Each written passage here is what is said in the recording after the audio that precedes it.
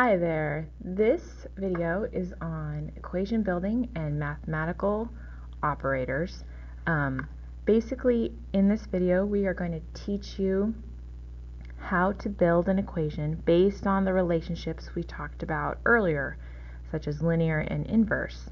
And we're also going to show you some mathematical operators, which are essentially just little symbols that help us communicate something about a variable or an action we're going to perform. You can think of operators as kind of like a little emoji or picture that has a meaning to it that you can tell just from looking at the picture.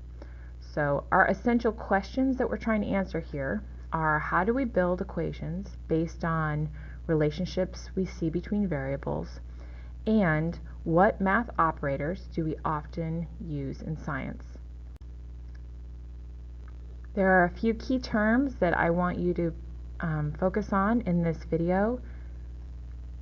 The first two should be a little bit familiar to you. So independent variable and dependent variable are things you should have been exposed to in previous science classes, but we'll briefly review them just to catch everybody up.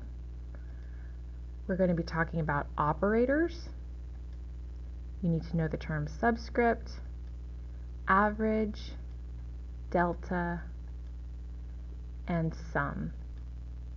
So these are the terms that you need to be looking for over the course of this talk, and make sure by the end that you have information on each one of these down in your notes. So today we're teaching you how to make equations out of relationships. There's a common misconception that many people have that when they look at equations, they think that some super smart person just came up with them working alone in a room somewhere, or maybe they had a dream about an equation at night and had a big aha moment. But the truth is that equations we use in science are developed by looking at observed patterns in the world, and this is true of any science field. So whether it's astronomy, biology, geology, physics, everything is intertwined, and the math that we develop is based on observed and tested phenomena.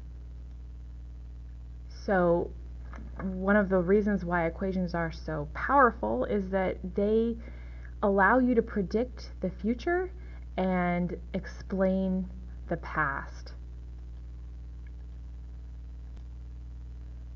So it's not just scientists that come up with equations. You too can build your own equations, and that's exactly what you're going to do in this class.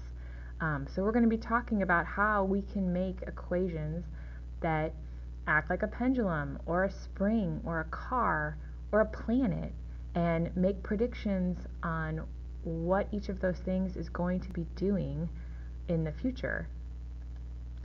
And in order to do this, we can run experiments, we can collect data, we make observations to see how different variables affect each other. So we're going to figure out what variables control the behavior of that object, and figure out what kind of relationship they have, whether it's linear relationship, inverse, or a different type.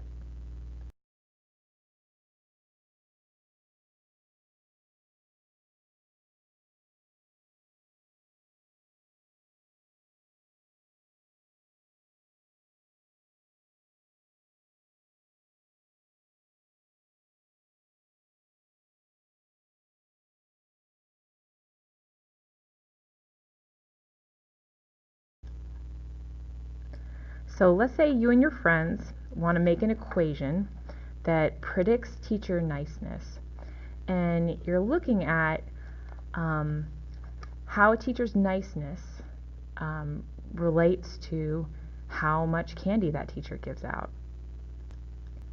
So you collect some data and you set up a graph. We're going to refer to teacher niceness with a capital N.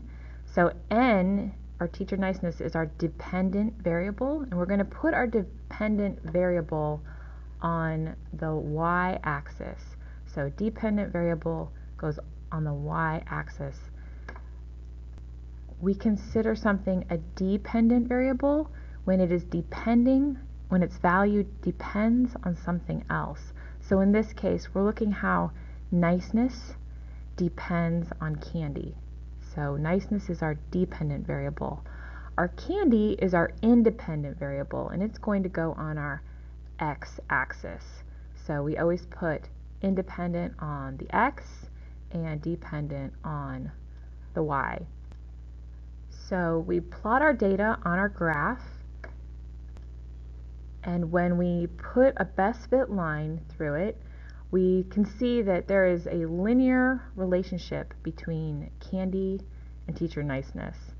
Remember, making a straight line indicates a linear relationship between two variables. So how do we start to build an equation that's going to reflect this linear relationship between the amount of candy a teacher gives out and how nice they are? Well, to start, the dependent variable is going to go on one side of the equal sign.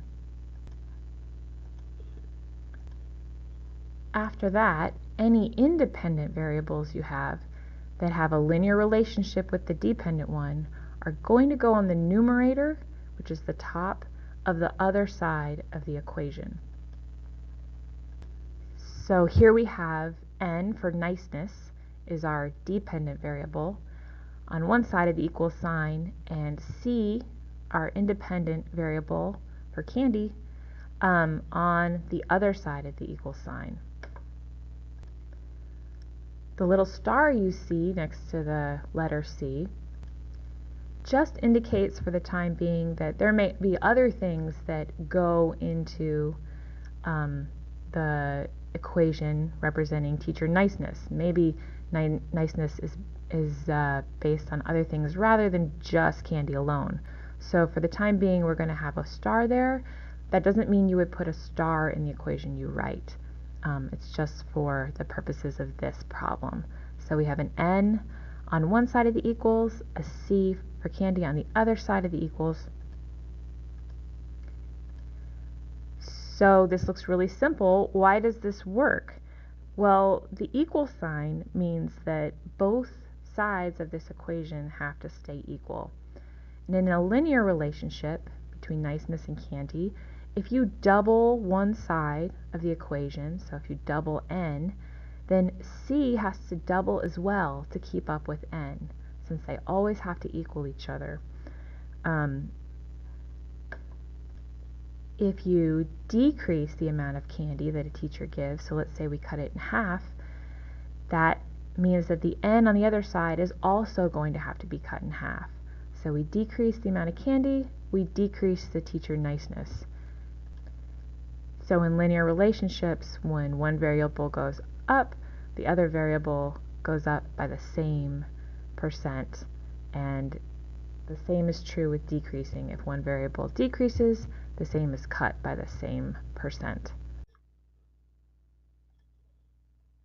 Now, let's say that teacher niceness also depends on the amount of homework that's assigned.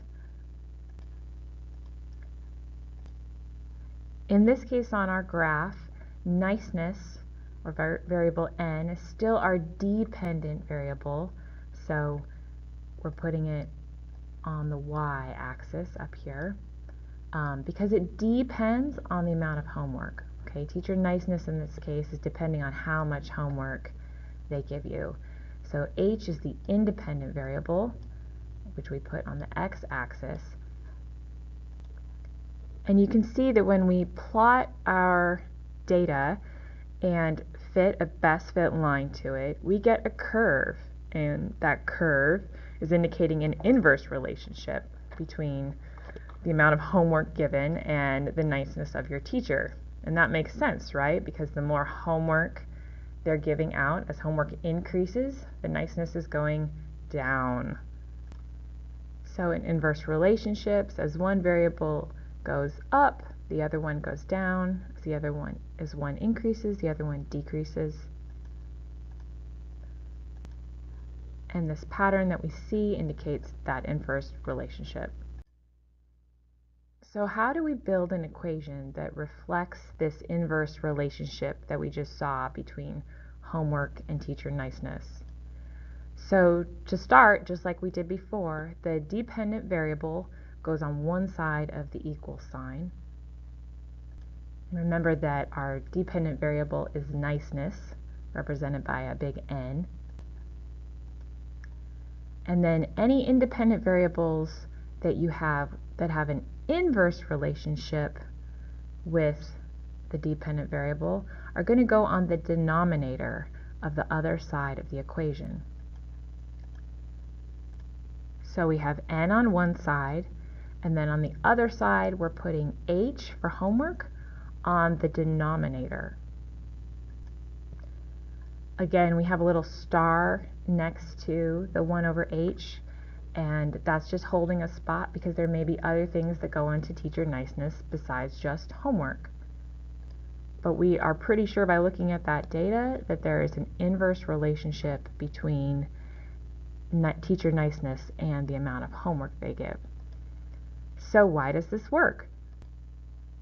With H being on the denominator or bottom part of the fraction, as H gets larger and larger, N is going to get smaller and smaller in order to keep up. So, for example, if we make homework a 2, so H equals 2, then N is going to have to equal 1/2. If we double the value of H to a 4, so you're getting 4 homework assignments, then that means that in order to keep up, the N, or the niceness, is going to be cut to 1/4.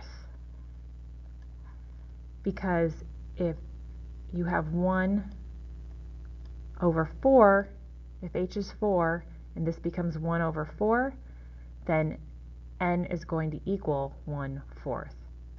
So in inverse relationships, as one variable gets larger, the other gets smaller. So now you and your friends have decided that the only two variables that affect teacher niceness are the amount of candy that they give out and the amount of homework that they assign. So you're ready to combine two or more relationships into a single equation. So in order to do this, we're going to leave the dependent variable alone on the one side of the equation. Remember again that our dependent variable is teacher niceness, or capital N, and we're going to multiply together the two independent variable expressions that you figured out on the other side of the equation. So altogether we have N equals C times 1 over H. Remember that we got N equals C from the fact that niceness and candy have a linear relationship, and we got the 1 over H from the fact that niceness and homework have an inverse relationship.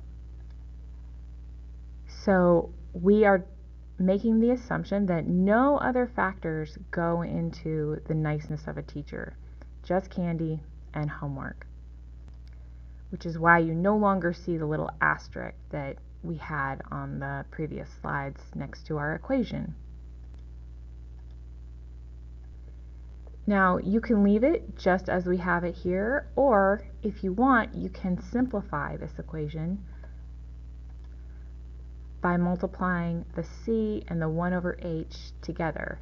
So then we're left with niceness depends on candy over homework.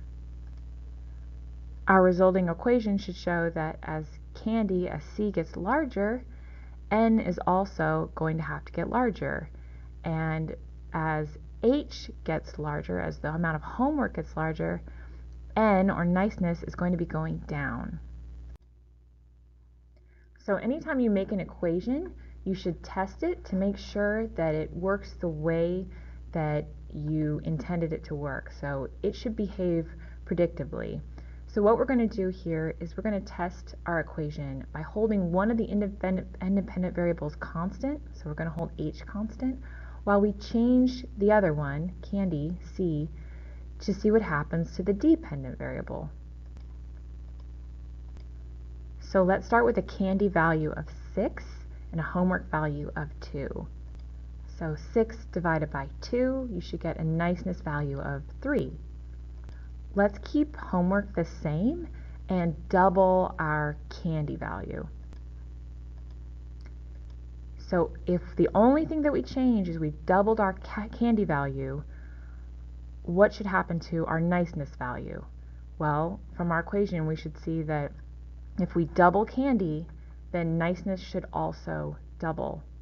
So 12 divided by 2, yes, we get 6. So let's try one more. We're going to keep the homework, the value still the same at 2, but instead of doubling, we're going to go from 6, value of 6 for candy, we're going to drop that down to 2, so from 6 to 2. So we've cut it into a third of what it originally was. So our niceness value should decrease as well. It should go down to a third of its original value. And we see that's true when we plug those numbers into our equation. It's working exactly how we intended it to work. Okay, so let's do one more quick test of our equation that we've made. This time, instead of keeping the homework constant, we're going to keep the amount of candy constant. So if we start with a homework value of 6 and a candy value of 2, our teacher niceness value is going to come out to be 1/3. If we keep the candy the same, but we're increasing the homework, we're doubling the homework, we would predict that the teacher niceness value has got to go down. So if we double the homework, the teacher niceness value ends up getting cut in half. Let's try one more. So again, we keep the candy the same, but instead of doubling the homework, we are cutting the homework down to a third of its original. So less homework should mean that the teacher niceness value ends up going up. And we see that when you have less homework, that's going to result in a larger teacher niceness value. So less homework, nicer teacher, more candy, nicer teacher. So you have successfully made an equation that captures both relationships, the linear relationship between niceness and candy and the inverse relationship between homework and candy. So now you can predict the niceness of any teacher as long as you have information on how much candy and homework they're giving out. And what's so cool is that you built it based on your understanding of the relationships between those variables. So you own this equation. And this is essentially what scientists do as well. They look at data, understand the relationships, and we can build equations based on those relationships that allow us to predict the future. So now we're going to switch gears slightly and talk about what mathematical operators are. Math operators are symbol shortcuts that tell you to do something with a number. And you're probably familiar with a bunch of these math operators already. So a plus sign means you're going to add two things. A minus sign, you're subtracting. You know, you've seen square roots before. And then less than or equal to symbol. So these should all be familiar ones, but the following may be some new ones to you.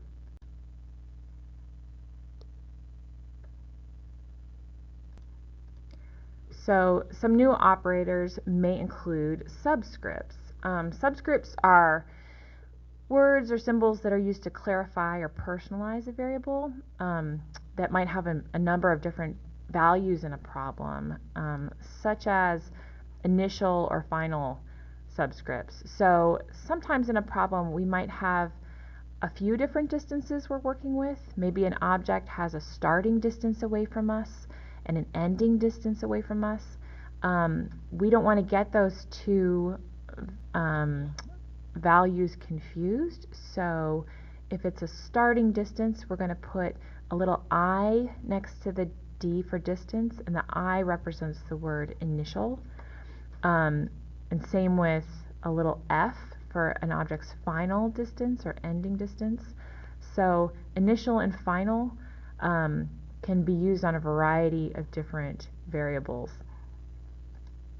Other subscripts that we might use in this class could be a word that is indicating what the variable is talking about. So for example, if I'm looking at the velocity of multiple things, and I want to indicate that the velocity is that of the dog in the problem, I might write in small letters dog next to the V for velocity, as well as with forces. Sometimes we'll be looking at many different forces on the same problem, so you want to indicate what kind of force that is, such as the force of gravity.